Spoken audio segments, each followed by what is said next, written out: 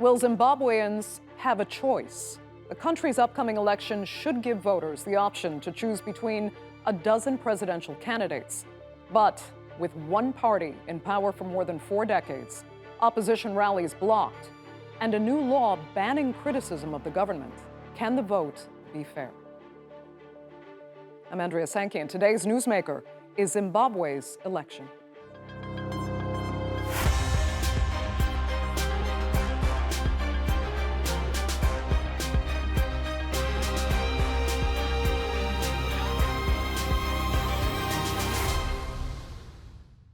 $6.6 million Zimbabweans are registered to vote in elections scheduled for next month.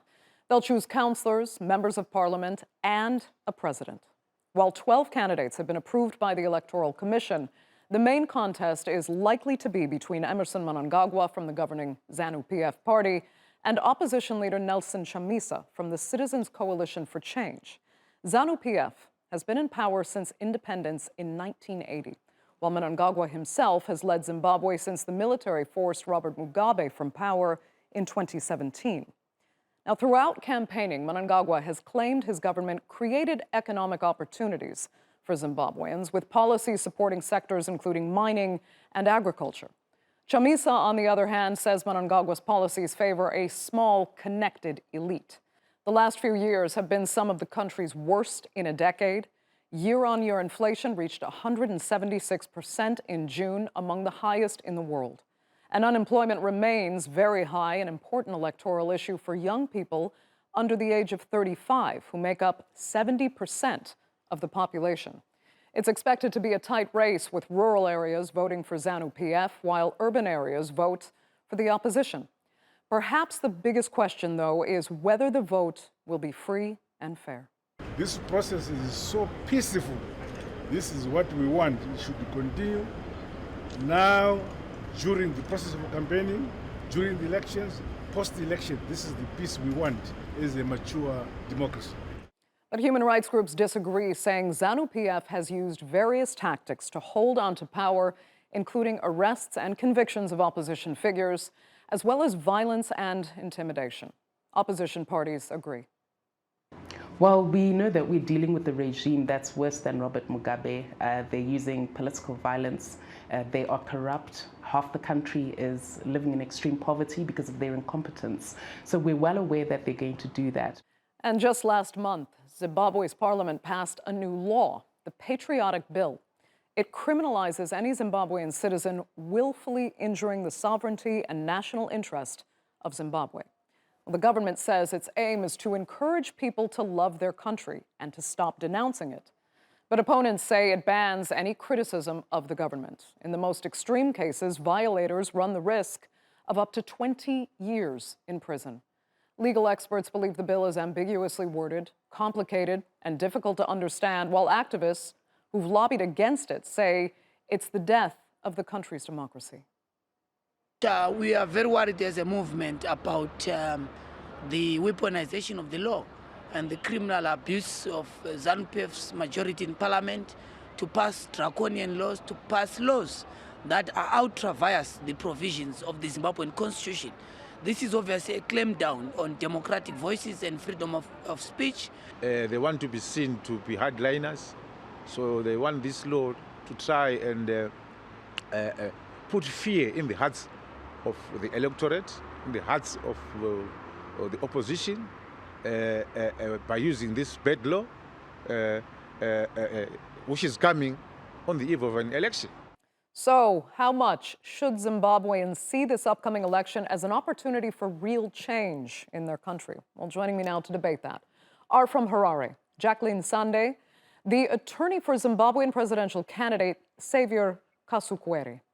Also in Harare, Farai Marapira, the acting director of the ruling ZANU-PF party's Information and Publicity Department. And David Coltart joins us from Bulawayo. He is a former Minister of Education in Zimbabwe and a member of the Citizens Coalition for Change Party, or CCC. Thanks all so much for being with us. David, I'm going to start with you because a number of your party's representatives have simply said this election cannot be fair. I'm going to assume you're on the same page, so tell us why. I am on the same page. The process is fundamentally illegal, unconstitutional, and unfair.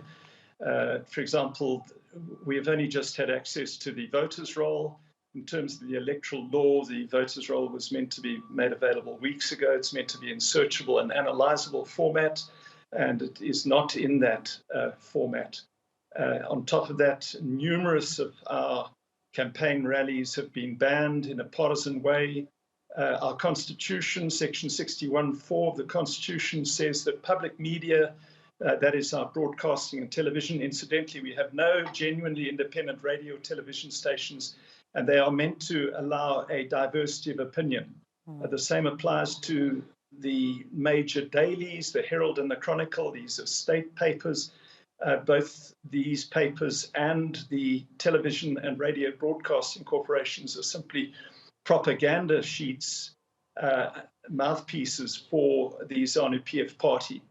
On top of that, in recent days, we've had numerous assaults on individual members of our party in the rural areas, and so it goes on. I could spend the next half hour Well, let's go with what you've said so far, and I'll ask Farai if any of that is true, in your opinion.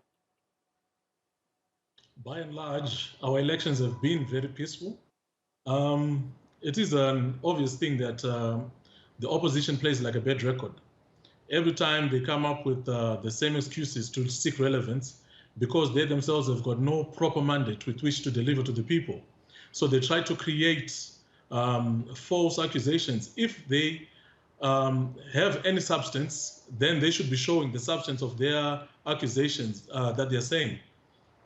Because we can't say someone can just come on camera and start laying out accusations without any substance behind them. If you're going to apply to have a rally, you know the terms of application, what is required, and the time limits. You find that the opposition leader was in Zaka and was complaining that the police were telling him that it was time to leave, when actually the time by which his rally should have finished had elapsed. So these people are used to grandstanding and playing to the gallery and playing to cameras. Okay. So it's quite unfortunate that we don't have that kind of maturity in our politics within the opposition. David, just very quickly, I'll let you reply. I mean, do you have evidence to back up what you've been saying? Well, there's massive evidence. We've brought court applications, numerous court applications on the electoral roll, on the question of the campaign permissions. And let me just respond to Farai. Farai's party has been in power for 43 years. It has a long history of violence and abuse of the legal process. And to say that we have no mandate, our presidential candidate in the last election, 2018, secured 2.2 million votes. Farai's candidate, Mr. Mnangagwa, through a very fraudulent process, came out with 28,000 votes more than Mr. Chamisa. So to say that we have no mandate is simply ignoring the truth of the matter. Okay. I'm going to turn to Jaqueline at this point, because Saviour Kasukuwere, your candidate that you are currently defending in court right now, because there have been charges laid against him that you claim ZANU-PF is using to stop him from running. You know, he is entering as an independent, but he is, for all intents and purposes, a ZANU-PF functionary up until very recently. He's actually quite, still today, you know, sings the praises of Robert Mugabe. So why is he entering the race? Is there something more aimed at perhaps splitting the ZANU-PF vote to work against the party that he now feels he's been betrayed by? Not at all. President Saviour Kasukuwere has got all the intentions of leading this country, and this is what has motivated him to run or to stand as a candidate in this upcoming presidential campaign elections.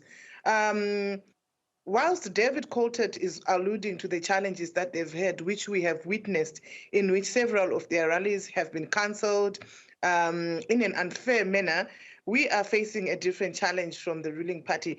It would seem that President Emmerson Mnangagwa wants to choose his opponents via some dubious court processes using a proxy, because we are aware and we know that Labdo Mangwana is not acting on his own behalf, but he is actually a proxy for Emmerson Mnangagwa. So this is a ploy to which we believe that by any means it totally compromises the upcoming elections and their credibility. There can be no free and fair election where one seeks to choose their own opponents, disqualify some opponents unfairly, and stop his opponents from campaigning freely whilst he's going around the country without any hindrances. We find that it's difficult for members of the opposition to do the same. So any such election can by no means be classified as a free and fair election. We are going towards another controversial election, another election which should be challenged, another election which will Yeah, I mean, I can sense the opposition's despair because they feel that, you know, in many ways, history is repeating itself. Farai, I could see you laughing at some of the points Jaqueline was making. I'll let you respond quickly, and then I'd like to go on another question with you, but go ahead. Okay, it's unfortunate that we've got cartoon candidates like Saviour Kasukuwere being represented in such a funny manner. We have got no problems. We've got no reason to block anyone from standing. We are not afraid of anyone on the electoral field. If they do not have a sound legal argument for them to be standing as candidates, they cannot blame it on ZANU-PF. They have to deal with the courts of law. It has got nothing to do with us. As ZANU-PF, you actually want Saviour Kasukuwere to stand so that we really deal with him nicely. How? Through the ballot. So, well, logically, you can imagine, Farai, people believe, there are people who believe that the reason they would try to block, you know, a candidate like Saviour Kasukuwere is because he will split the ZANU-PF vote, which gives ZANU-PF less of a chance of legitimately winning. There are people who believe that it's made of cheese. Okay. Yeah, so it's... Farai, at the very least, Farai, you know your party is up against some serious doubts in the legitimacy of this vote itself. So is ZANU-PF doing anything really to convince people otherwise that this will be fair and that ZANU-PF can legitimately win after more than 40 years in power? Let me answer you this way. Zimbabwe is now a mature democracy. We do not need lessons on democracy from anyone per se. We have taught ourselves and we have reached this milestone. As ZANU-PF, we are relishing election day. We've got no reason to block anyone because we don't feel challenged by anyone. We have executed our mandate well. We have moved in well on our election promises of 2018. So we really have nothing to fear from anyone.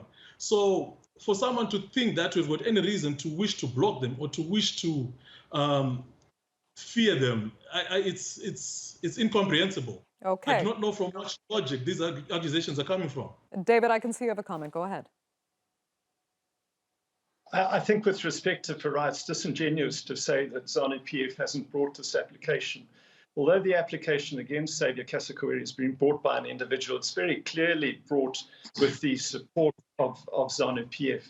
And speaking as a lawyer now, the case that was brought to prevent Saviour Kasukuwere from standing is deeply flawed.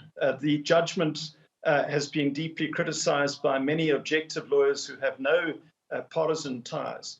The judge, with respect to him in his judgment, totally contradicted fundamental legal principles. One of the legal principles we stand by is the person who alleges must prove their allegations. And the judge turned around and said that although Mr. Kasukuwere was the respondent, he had to prove that he hadn't been a resident in this country. And let me stress that I speak from a relatively objective perspective in that Saviour Kasukuwere has actually been an opponent of mine. When I was in cabinet with him, between 2009 and 2013, we were in opposite parties and we often clashed. But as a lawyer, I'm telling you that this judgment which bars him is fundamentally unjust. And if ZANU-PF is interested in a fair contest, they should allow Saviour Kasukuwere to be part of this election. Okay. Jaqueline, I can see you obviously agree.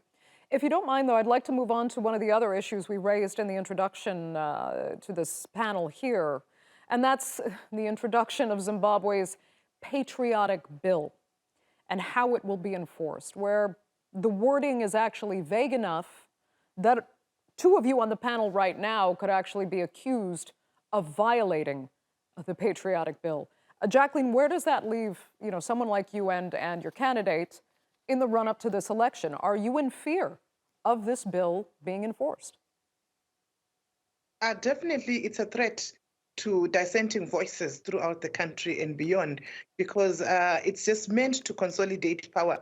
We have seen previously that ZANU-PF has got all the intention of consolidating its power through changes to the constitution, which extends the tenure of the Chief Justice, which seek to give the president more powers. And with this Patriotic Bill, we see that the ruling party is actually standing to consolidate its power by stifling any dissenting voices within the country and beyond. Farai, is that a legitimate concern? And why adopt a bill like this now? The funny thing is, we've got so many echoes of this bill around the world. We've got the Logan Act in the United States, and an equivalent even in the United Kingdom itself. But we're talking about Zimbabwe, very different context. Yeah, and my question is very, very simple. If these laws are good for other nations, all of a sudden they cannot work for Zimbabwe. Why? It begs logic. It doesn't make sense. Zimbabwe has a very different political context. The United States and the UK have not had the same party in power for more than 40 years, so it's a bit different. Common sense is universal. Common sense is universal, excuse me. Common sense is universal. If anything, the law actually protects citizens from errant other citizens like any other law. So if anyone is a patriot and anyone is not willing to be acting against the interests of the country, then there's no problem. What are they afraid of? What agendas do they really have that makes them afraid of something that is protecting other citizens from errant citizens? Okay. I'll tell you what, I mentioned before the MDC, and many will remember when Zimbabwe's opposition movement stole global headlines back in 2007, the Movement for Democratic Change, led by then Morgan Tsvangirai, gave many Zimbabweans hope that Robert Mugabe's then almost 30-year rule could finally come to an end. Instead, though, Tsvangirai was brutally beaten and jailed, and after winning the first round of the 2008 elections, he then pulled out of the second vote after MDC supporters were brutally harassed by police. So both parties finally agreed then to a power-sharing deal, and Tsvangirai became prime minister in 2009 in a ZANU-PF ruled government. But ultimately, nothing much changed for Zimbabweans themselves, and Tsvangirai passed away in 2018. So fast forward to today, and the MDC actually does have another contender in the election. And David, I'd like you to speak to that if you can, because many are saying now that what we're seeing in this election cycle smacks a lot of what Morgan Tsvangirai went through over a decade ago. Well, just to clarify, the MDC is a separate party to the CCC, which is led by Nelson Chamisa. So let me speak about the CCC, which is the primary contender, Nelson Chamisa. There are three main candidates in this presidential election: Mr. Mnangagwa of ZANU-PF, Saviour Kasukuwere, and Nelson Chamisa of the CCC. And we face very similar challenges. Just bear in mind that there's always been a correlation in Zimbabwe between economic performance and the success that a party has in an election. And in 2008, we saw hyperinflation, and that was when Tsvangirai basically won. We face the same because of ZANU-PF's mismanagement of the economy. We face hyperinflation again, and the polls show that Mr. Mnangagwa is in trouble. Two recent objective polls showed that he has at best 38% support of the electorate. He needs 50% to clear the constitutional burden that he has to, and so he's well short of that. And that's why we see laws like this. If I could just go back to the point that you raised regarding the so-called Patriot provisions, for us, ZANU-PF roll out the Logan Act from America, but it's fundamentally different. I'm going to read for your listeners. This law now says that any citizen who has a meeting with a foreign government, including an ambassador, whose object the accused person we gave this in the introduction. Can upset the Constitution. Absolutely. So that's why I said two of our panelists right now could be at risk of violating this new law. Well, exactly. You know, what does upsetting a government mean? This conversation we're having undoubtedly upsets ZANU-PF. Am I going to be arrested and thrown away for 10 years because of that? Right. And this law has been brought in because they feel threatened through this electoral process. Yeah. Let me turn to Jaqueline, though, because Jaqueline, I had asked about, you know, and the reason we bring up Morgan Tsvangirai on this program is because we are speaking to an international audience. And that was a time when Zimbabwe was consuming global headlines because it seemed possible that an opposition party could actually take the reins of power from then Robert Mugabe. Jaqueline, it didn't happen. And in the end, some argue that, you know, the opposition, this power-sharing agreement made the opposition feel basically co-opted by ZANU-PF. Do you see similar patterns today, and that even if maybe the opposition does pull ahead, nothing much will change? Definitely, we seem to be headed for the same cycle because we see the same tendencies that were prevailing back then in the days of Morgan Tsvangirai. They are still prevailing now. And yet, even in 2017, Zimbabweans believed that it was a new page when President Robert Mugabe was removed from power by the sitting president. And yet we are still in the same cycle. We have not seen much reform, which encourages multiplicity of voices in the democratic space. We see rather an effort to stifle any dissenting voices, particularly with the introduction of the Patriotic Bill. This is like the final straw, which broke the horse's back, because they keep trying to make sure that nobody will rise up and speak against them, because there's that fear that one will get persecuted, one will get arrested, now that there's a particular law which silences any dissenting voices.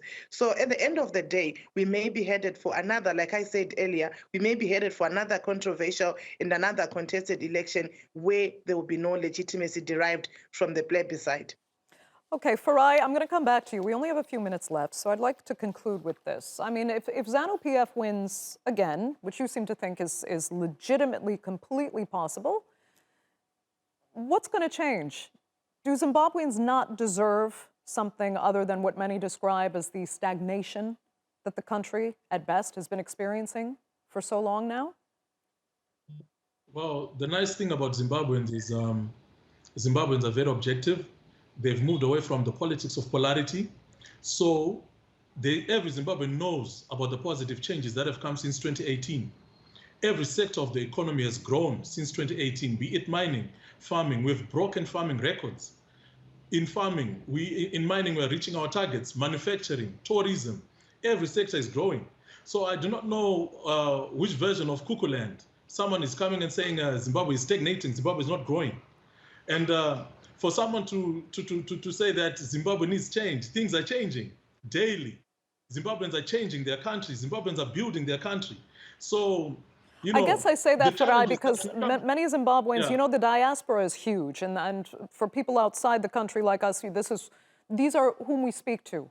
And the brain drain on Zimbabwe, it's undeniable. Some of your smartest, most talented people have all left the country. So when it's described as stagnation, that's how so many Zimbabweans abroad actually see it. Do you not want to do something to get those very talented Zimbabweans to come back to the country?